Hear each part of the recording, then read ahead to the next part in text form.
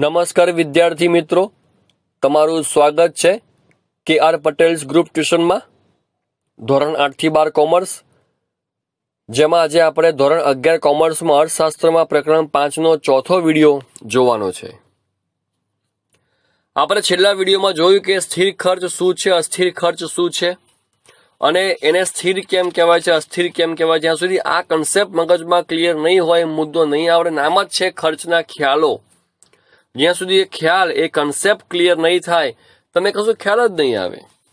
તો આપણે સમજ્યા હતા બહુ ડિટેલમાં કે સ્થિર ખર્ચમાં કયા કયા નામ આવે છે, જેમાં આપણે વાત કરી હતી કારખાના મકાનનું ભાડું, યંત્રનું ભાડું, વીમા પ્રીમિયમ, સ્ટાફનો પગાર, વ્યવસાય વેરો, એ ઘણા નામ જોયા હતા। અને અસ્થિર ખર્ચની અંદર કાચા માલની કિંમત, બળતણનો ખર્ચ, વીજળીનું બિલ, વાહન વ્યવહારનો ખર્ચ, શ્રમિકોનું વેતન, આ બધા ઘણા ખર્ચા આપણે જોયા હતા અને ખૂબ જ ડિટેલમાં સમજ્યા હતા કે આ બધા ખર્ચા અસ્થિર શા માટે કહેવાય છે। અને પછી જોઈ હતી આપણે અનુસૂચિ, અને જેમાં વધારો અને તફાવતનું એક કોલમ બનાવ્યું હતું। મેં તમને સમજાવ્યું હતું કે 30 એકમ સુધી કુલ અસ્થિર ખર્ચ ઘટતા દરે વધે છે અને ત્યાર પછી વધતા દરે વધે છે, એ આપણે સમજ્યા હતા અલગ એક કોલમ બનાવીને, બરાબર। અને હવે આપણે એ જોવાની છે અસ્થિર ખર્ચની અનુસૂચિ ઉપરથી આકૃતિ, કે અસ્થિર ખર્ચ જે જોયું હતું આપણે કે ઉત્પાદન શૂન્ય હોય તો અસ્થિર ખર્ચ પણ શૂન્ય હોય છે, અને એ 10 થાય તો ખર્ચ 80 થાય છે, પછી 150, એમ વધતો છેલ્લે 50 એકમ હોય તો 390 જેટલો ખર્ચ થાય છે, એ આપણે જોઈએ તે અનુસૂચિ। હવે આજે જોઈએ આપણે એની આકૃતિ। આપ જોઈ શકો છો આકૃતિમાં કે એમાં OX ધરી છે અને OY ધરી છે। OX કહેવાશે આડી ધરી અને OY કહેવાય છે ઊભી ધરી। આપણે સ્થિર ખર્ચની જેમ અસ્થિર ખર્ચમાં પણ આપણે OX આડી ધરી ઉપર લીધા છે ઉત્પાદનના એકમો, જે છે 0, 10, 20, 30, 40, 50 અને 60 સુધી લીધા છે આપણે। OY ઊભી ધરી જે છે એ છે આપણી અસ્થિર ખર્ચની રેખા, જેમાં આપણે 50, 100, 150 એમ કરીને 50-50ના ગેપથી આપણે 450 સુધી એ ખર્ચ લખેલા છે। હવે આપણી જે હતી અનુસૂચિ એ તમે ખાસ ધ્યાનમાં લેજો, અથવા વિડીયો થોડો રિવાઇઝ કરીને આપ એનો સ્ક્રીનશોટ લો અથવા લખી લો ક્યાંક, અથવા ટેક્સ્ટબુક ઓપન કરો, કારણ કે આ આકૃતિ ટેક્સ્ટબુકની જ છે। તો એમાં આપ જોઈ શકો છો કે જ્યારે ઉત્પાદન શૂન્ય છે ત્યારે ખર્ચ પણ શૂન્ય છે। તો તમે જુઓ કે જે TVC લખ્યું છે, ટોટલ વેરિયેબલ કોસ્ટ, ખાસ લખી રાખજો, TFC ટોટલ ફિક્સ્ડ કોસ્ટ, કુલ સ્થિર ખર્ચ, અને આ છે TVC ટોટલ વેરિયેબલ કોસ્ટ, કુલ અસ્થિર ખર્ચ।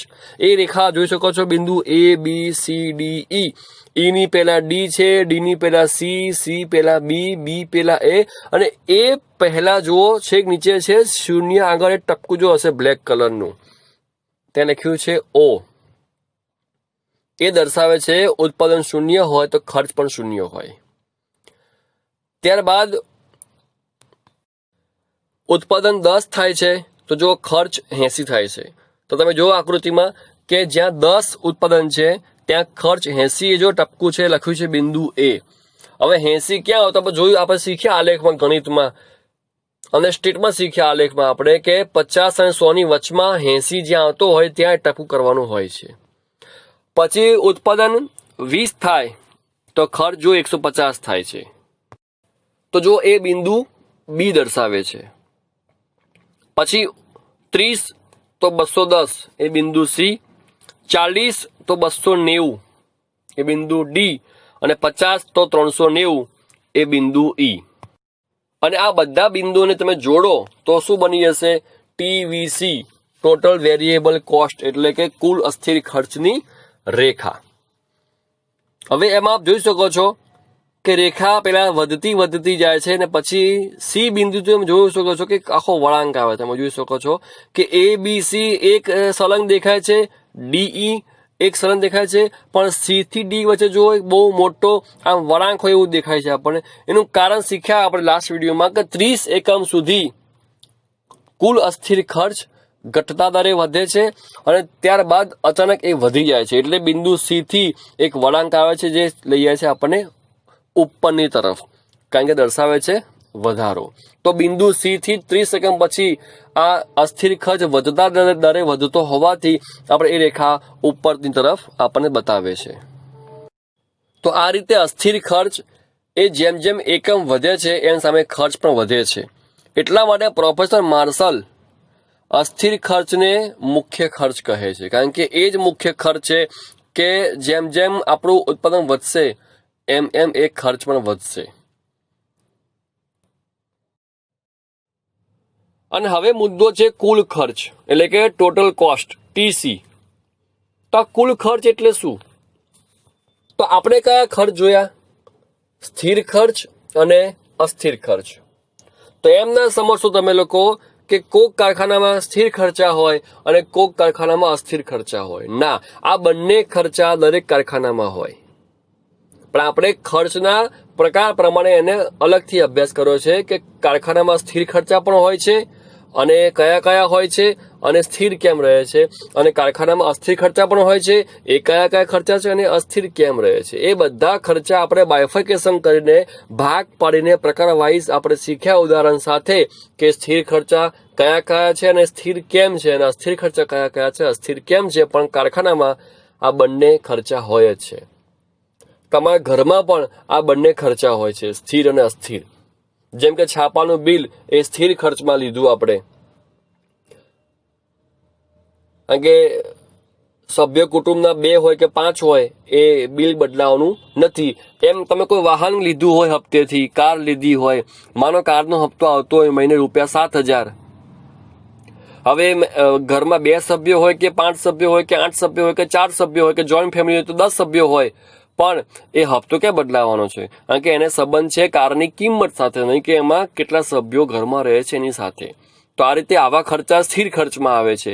અને અસ્થિર ખર્ચા તમારા ખોરાકનો ખર્ચ, તમારા કપડાનો ખર્ચ, બરાબર, તમારા વીજળી ખર્ચ, તમારા ભણવાનો ખર્ચ, આ જે તમારા હરવા ફરવાનો ખર્ચ, આ જે ખર્ચ છે ને એ તમારો સંખ્યા ઉપર નિર્ભર છે કે 2 વ્યક્તિ હોય તો ઓછો ખર્ચો હોય અને 5 વ્યક્તિ હોય એટલો ખર્ચો વધારે હોય છે, એને કહેવાશે અસ્થિર ખર્ચા.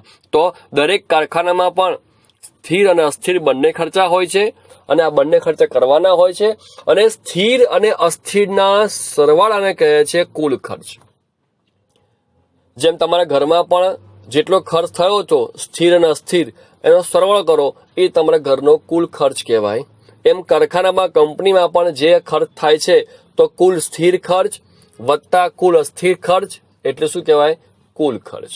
તો ખાસ સમજો કે કુલ ખર્ચ શોધવો હોય, ટોટલ કોસ્ટ, તો આ બંને ખર્ચનો સરવાળો કરવો પડે, કારણ કે બંને ખર્ચ કંપનીએ જ ભોગવવાના હોય છે. તો શું સૂત્ર બનશે આપણું? કે કુલ ખર્ચ બરાબર કુલ સ્થિર ખર્ચ વત્તા કુલ અસ્થિર ખર્ચ. એટલે કે ટીસી બરાબર ટીએફસી વત્તા ટીવીસી. ટોટલ કોસ્ટ બરાબર ટોટલ ફિક્સ્ડ કોસ્ટ વત્તા ટોટલ વેરિયેબલ કોસ્ટ. આ સૂત્ર ખાસ યાદ રાખજો.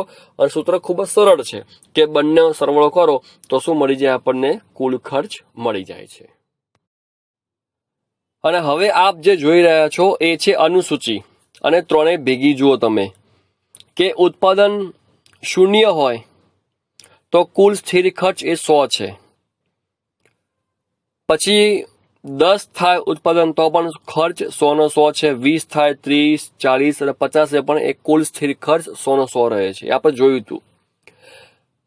આપણે જે બંને ખર્ચ શીખી ગયા, સ્થિર અને અસ્થિર, એ બંનેની અનુસૂચિ, એ બંનેની આકૃતિ, બસ એ આપણે હવે મિક્સ જોવાની છે. તો સ્વાભાવિક છે કે સ્થિર ખર્ચ એ સ્થિર રહે છે, મારે દરેકમાં ₹100 છે. હવે ત્રીજું કોલમ છે અસ્થિર ખર્ચનું. તો જુઓ તમે કે ઉત્પાદન 0 હોય તો એ ખર્ચ પણ 0 છે. આપણે એ પણ જોયું હાલ હમણાં. 10 એકમ હોય તો એ ખર્ચ 80 થાય છે. 20 એકમ 150 થાય છે. 30 210, 40 290 અને 50 390. તો આ બંને જે ખર્ચ છે, સ્થિર ખર્ચ દરેકમાં 100 અને અસ્થિર ખર્ચમાં 0, 80, 150, 210, 290 અને 390. આ બંને ઉદાહરણ આગળના છે અને અહીંયા આપણે એનો જ કરીએ છીએ સરવાળો. કારણ કે વોટ ઇઝ કુલ ખર્ચ? સ્થિર ખર્ચ અને અસ્થિર ખર્ચનો સરવાળો. તો જે આપણે આગળ લીધા ઉદાહરણ આપણે એ જ અહીંયા લઈએ છીએ તો આપણે ખ્યાલ આવે કે હવે કંપનીમાં કુલ ખર્ચ કેટલો થાય છે. તો ખાસ સમજો, લાસ્ટ કોલમ છે જો કુલ ખર્ચનું. તો જુઓ, સ્થિર ખર્ચ 100 વત્તા અસ્થિર ખર્ચ 0, તો કુલ ખર્ચ પણ 100. હવે બીજા કોલમમાં જુઓ કે 10 એકમ બનતા હોય તો સ્થિર ખર્ચ 100, અસ્થિર ખર્ચ 80, તો 100 વત્તા 80 એટલે 180. બરાબર. હવે ત્રીજી લીટી આડી કે એમાં 20 વસ્તુ બને છે, એમાં સ્થિર ખર્ચ 100 છે, અસ્થિર ખર્ચ 150 છે, તો કુલ ખર્ચ થાય 250.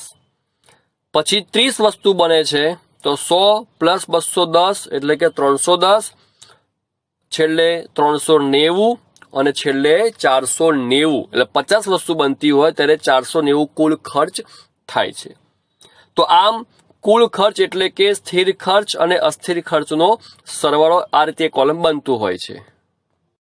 એટલે કારખાનામાં આ બંને પ્રકારના ખર્ચ થતા હોય છે અને એનો સરવાળો કરો તો આપણને ખબર પડે કે કુલ ખર્ચ કેટલો છે. તો જોઈ શકો તમે કે શૂન્ય વસ્તુ બનાવી હોય, મતલબ વસ્તુ બનાવવાની તો પણ તમારો કુલ ખર્ચ 100 રૂપિયા થાય જ છે. કેમ? કારણ કે એમાં સ્થિર ખર્ચ 100 રૂપિયા સમાઈ ગયો છે. તો આ જે જોઈએ આપણે અનુસૂચિ, એમાં સ્પષ્ટ ખ્યાલ થાય છે કે જેમ જેમ ઉત્પાદન વધે છે એમ એમ કુલ ખર્ચ પણ વધે છે. એનું કારણ છે કે સાથે સાથે અસ્થિર ખર્ચ પણ વધે છે અને કુલ ખર્ચની અંદર સ્થિર અને અસ્થિર બંનેનો સમાવેશ થઈ જાય છે. તો હવે જોઈએ આપણે આ અનુસૂચિ ઉપરથી એમની આકૃતિ. તો હવે તમે જે સ્ક્રીનમાં જોઈ રહ્યા છો એ છે કુલ ખર્ચની આકૃતિ. જે આપણે હાલ જોઈ અનુસૂચિ એના ઉપર જે આકૃતિ છે, તમારે આકૃતિ ખાસ સમજવી હોય તો ટેક્સ્ટબુક ઓપન કરજો. એમાં અનુસૂચિમાં તમે ખાસ ધ્યાન આપજો કારણ કે એના ઉપરથી જ આ આકૃતિ આપણે બનાવવાની છે.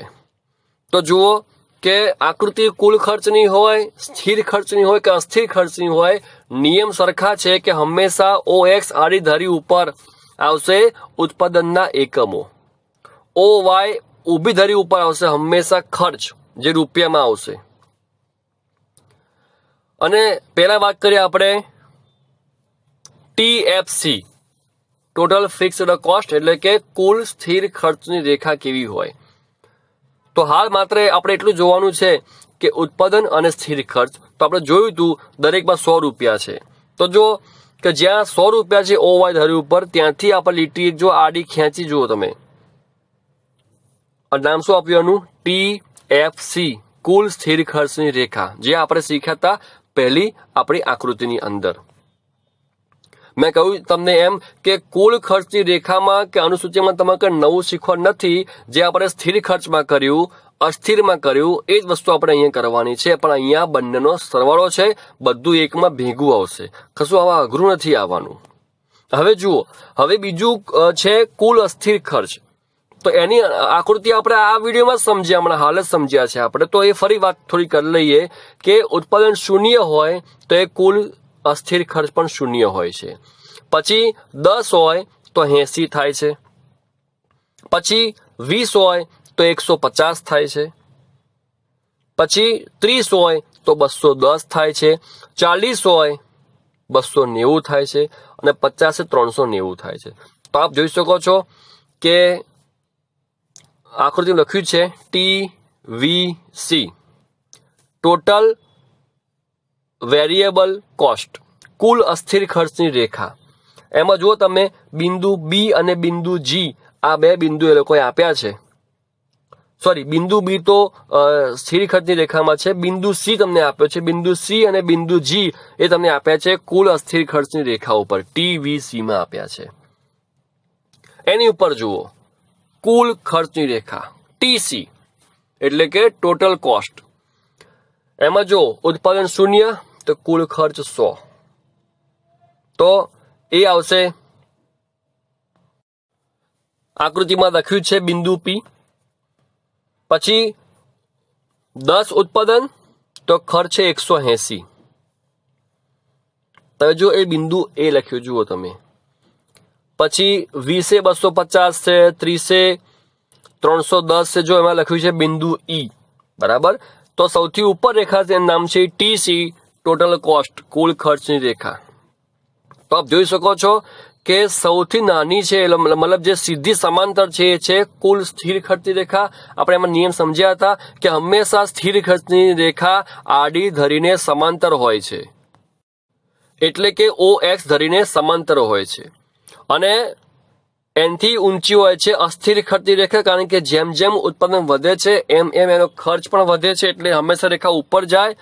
પણ એનથી ઉપર હોય છે કુલ ખર્ચની રેખા, કારણ કે અસ્થિર ખર્ચમાં પણ સ્થિર ખર્ચ ઉમેરો તો મળે છે કુલ ખર્ચ. મતલબ કુલ ખર્ચની અંદર અસ્થિર ખર્ચ સમાઈ જાય છે, એટલે હંમેશા અસ્થિર ખર્ચ કરતા કુલ ખર્ચ વધારે જ હોય. નામ જ છે કુલ ખર્ચ, એટલે સરવાળો હોય એટલે હંમેશા વધારે જ હોય. તો એ રેખા સૌથી ઉપર હોય છે TC, કુલ ખર્ચની રેખા. તો આ રીતે આપણે એક જ આકૃતિમાં આ 3 વસ્તુ શીખ્યા છે. આપણે સ્થિર ખર્ચની રેખા, અસ્થિર ખર્ચની રેખા અને કુલ ખર્ચની રેખા, TFC, TVC અને TC. પણ તમારે આ દોરવું પડે તો જ તમને આમાં ખ્યાલ આવે કે આ શું કહેવા માંગે છે. તો આપણે વસ્તુઓમાં માર્ક કરવાની એ છે હવે આકૃતિમાં કે જેમ જેમ ઉત્પાદન વધે છે સ્થિર ખર્ચમાં કોઈ ફેરફાર થતો નથી, પરંતુ અસ્થિર ખર્ચ તો વધે છે.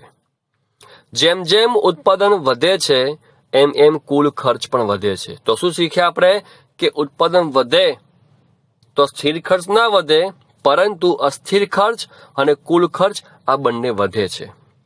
સ્થિર ખર્ચની રેખા OY ધરી પર P બિંદુથી શરૂ થાય છે. તમે જો લખ્યું છે ત્યાં P બિંદુ લખ્યું જુઓ ત્યાં, કારણ કે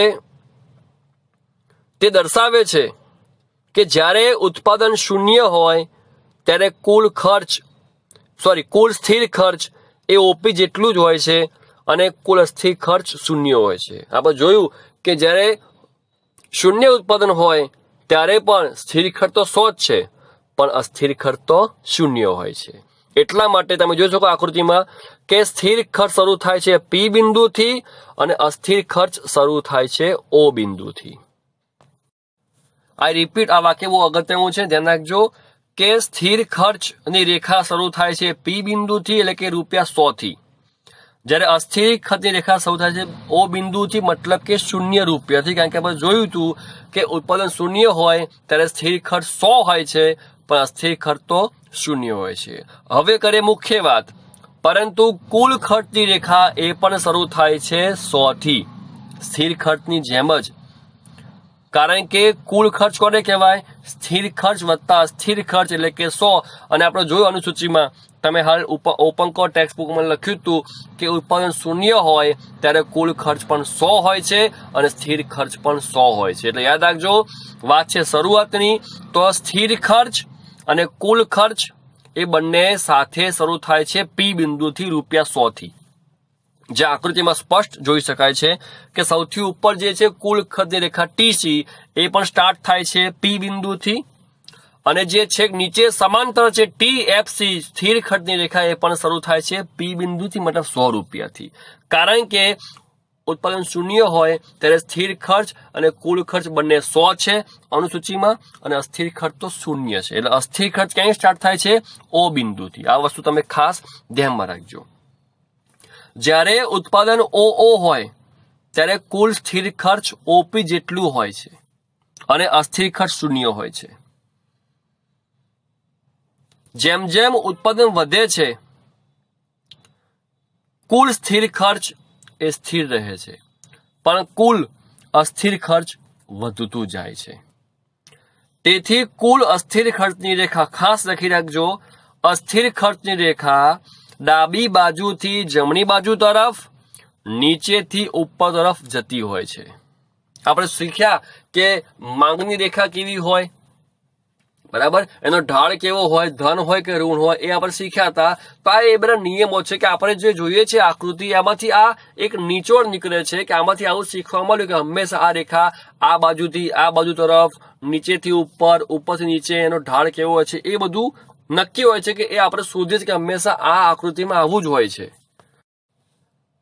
કે માંગ રેખા આવી જ હોય, પુરવઠા રેખા આવી જ હોય, સ્થિર ખર્ચની રેખા આવી જ હોય. એ આપણે એક નિચોડ એમાંથી લઈએ છીએ, એનો એક અર્ક નીકળે છે. તો અહીંયા અર્ક એ નીકળ્યો છે કે હંમેશા અસ્થિર ખર્ચની રેખા ડાબી બાજુથી જમણી બાજુ તરફ, નીચેથી ઉપર તરફ જતી હોય છે અને કુલ ખર્ચની રેખા તેને સમાંતર એની ઉપર જતી હોય છે. આપ જોઈ શકો છો આકૃતિમાં સ્પષ્ટ થાય છે કે કુલ અસ્થિર ખર્ચની રેખા એ સ્ટાર્ટ થાય શૂન્યથી અને ધીરે ધીરે એ ઉપર જઈ રહી છે ડાબી બાજુથી અને નીચેથી ઉપર. તો આ યાદ રાખજો. અને એની ઉપર જુઓ, એની ઉપર શું છે? કુલ ખર્ચની રેખા એ પણ સ્ટાર્ટ થાય છે ડાબીથી જમણી તરફ, નીચેથી ઉપર તરફ. તો અસ્થિર ખર્ચ અને કુલ ખર્ચ એ બંને ડાબીથી જમણી, નીચેથી ઉપર જાય છે અને હંમેશા અસ્થિર ખર્ચની ઉપર હોય છે કુલ ખર્ચની રેખા. તો આ ત્રણ રેખાની શરૂઆત ક્યાં થાય એ પણ આપણે માર્ક કર્યું, એ પણ લખી રાખ્યું. તમે ખાસ લખી રાખજો કે ભલે અસ્થિર ખર્ચ અને કુલ ખર્ચ એ સાથે વધતા હોય અને સ્થિર ખર્ચ એ આડી રેખા હોય, પણ વાત કરીએ શરૂઆતની તો સ્થિર ખર્ચ અને કુલ ખર્ચ એની શરૂઆત થાય છે એક જ બિંદુ પી બિંદુથી 100 રૂપિયાથી અને અસ્થિર ખર્ચની થાય શરૂઆત ઓ બિંદુથી. એટલે શરૂઆતમાં એવું કહી શકાય કે શરૂઆતની વાત કરીએ તો સ્થિર ખર્ચ અને કુલ ખર્ચ સરખા હોય છે, પણ આગળ વધતા અસ્થિર ખર્ચ અને કુલ ખર્ચ એ સરખા હોય છે. એટલે એમાં નિયમો સરખા હોય છે કે બંને ઉપરની તરફ જઈ રહ્યા છે અને સ્થિર કરતા કુલ ખર્ચની રેખા ઉપર હોય છે. તો આ બધા નિયમો નીચોડ તમે ખાસ લખી રાખજો કે આકૃતિમાં આપણને આમાંથી શું જાણવા મળ્યું, અને હંમેશા આવું જ દરેક આકૃતિમાં હોતું હોય છે. હવે આમાં એ જાણવા મળ્યું આપણને કે જ્યારે ઉત્પાદન શૂન્ય હોય ત્યારે કુલ અસ્થિર ખર્ચ પણ શૂન્ય હોય છે. ઉત્પાદન શૂન્ય હોય ત્યારે કુલ સ્થિર ખર્ચ ઓપી હોય છે, અસ્થિર ખર્ચ શૂન્ય હોય છે અને કુલ ખર્ચ પણ ઓપી હોય છે. આ વાક્ય શું બોલી ગયો ફરી સમજો. ઉત્પાદન શૂન્ય હોય ત્યારે કુલ સ્થિર ખર્ચ ઓપી હોય છે, અસ્થિર ખર્ચ શૂન્ય અને કુલ ખર્ચ ઓપી. મતલબ કે શરૂઆતમાં આપણે હાલ જોયું વાત કરીએ આપણે કે શરૂઆતમાં હંમેશા સ્થિર ખર્ચ અને કુલ ખર્ચ સરખા હોય છે, જે પી બિંદુથી ₹100 થી શરૂ થાય છે. બસ એ જ વાક્ય અહીંયા મૂક્યું છે અલગ રીતે કે શરૂઆતમાં સ્થિર ખર્ચ પણ ઓપી હોય છે અને કુલ ખર્ચ પણ ઓપી હોય છે, પણ અસ્થિર ખર્ચ શૂન્ય હોય છે. એ સ્ટાર્ટ થાય છે ઓ બિંદુથી. ઉત્પાદન OQ1 હોય ત્યારે કુલ સ્થિર ખર્ચ Q1B હોય છે, અસ્થિર ખર્ચ Q1C હોય છે અને કુલ ખર્ચ Q1A હોય છે. તમે જુઓ કે આકૃતિમાં આપણે જોયું કે દરેક ટપકાએ નામ નથી આપ્યા, વચ્ચે વચ્ચે નામ આપ્યા છે. તો બસ એની વાત કરી છે અહીંયા આપણે. અને જ્યારે ઉત્પાદન OQ2 હોય ત્યારે કુલ સ્થિર ખર્ચ Q2F, અસ્થિર ખર્ચ Q2G અને કુલ ખર્ચ Q2E હોય છે. આમાં કંઈ શીખવું નથી, આ તમારે માત્ર જોવાનું છે આકૃતિમાં અને કહેવાશે અવલોકન કર્યું કે આકૃતિ પર જણાય છે આપણને કે ઉત્પાદન આટલું હોય ત્યારે સ્થિર ખર્ચ આટલો હોય છે, અસ્થિર ખર્ચ આટલો હોય છે અને કુલ ખર્ચ આટલો હોય છે. એ આકૃતિમાં એ તો સ્પષ્ટ દેખાય એવું છે, એમાં કંઈ અઘરી વસ્તુ નથી. તો આજે આપણે આટલું રાખીએ છીએ. તો મુખ્ય ટોપિક પૂરા થાય છે અહીંયા. સ્થિર ખર્ચ એની અનુસૂચિ આકૃતિ, અસ્થિર ખર્ચ અનુસૂચિ આકૃતિ અને કુલ ખર્ચ એની અનુસૂચિ અને ત્રણેય ભેગી આકૃતિ. આટલું પૂરું કરીએ છીએ. આનું ખાસ ફરી વાંચન કરજો, આ મુદ્દા ખાસ ફરી સમજજો, વિડીયો ફરી સાંભળજો. હવે આપણે જોઈશું એવરેજ ખર્ચા એટલે કે સરેરાશ ખર્ચા. તો દરેકમાં સ્થિરમાં, અસ્થિરમાં અને કુલમાં આ ત્રણેયમાં શું આવશે? હવે સરેરાશ સ્થિર ખર્ચ, સરેરાશ અસ્થિર ખર્ચ અને સરેરાશ કુલ ખર્ચ, જે બધા સરળ જ છે સમજવામાં. મેં તમને કહ્યું હતું એમ કે તમે રોજનું કામ રોજ કરતા રહેશો અને નેક્સ્ટ વિડીયો જોતા પહેલા જે જૂનો વિડીયો હોય એનું રિવિઝન ખાસ કરી લેશો તો તમે ક્યાંય કંઈ વાંધો આવવાનો નથી. તો આજનું કામ તમે ખાસ આ ત્રણે ત્રણ ખર્ચા, સ્થિર, અસ્થિર, કુલ ખર્ચ એ ફરી વાંચન કરજો. આવજો.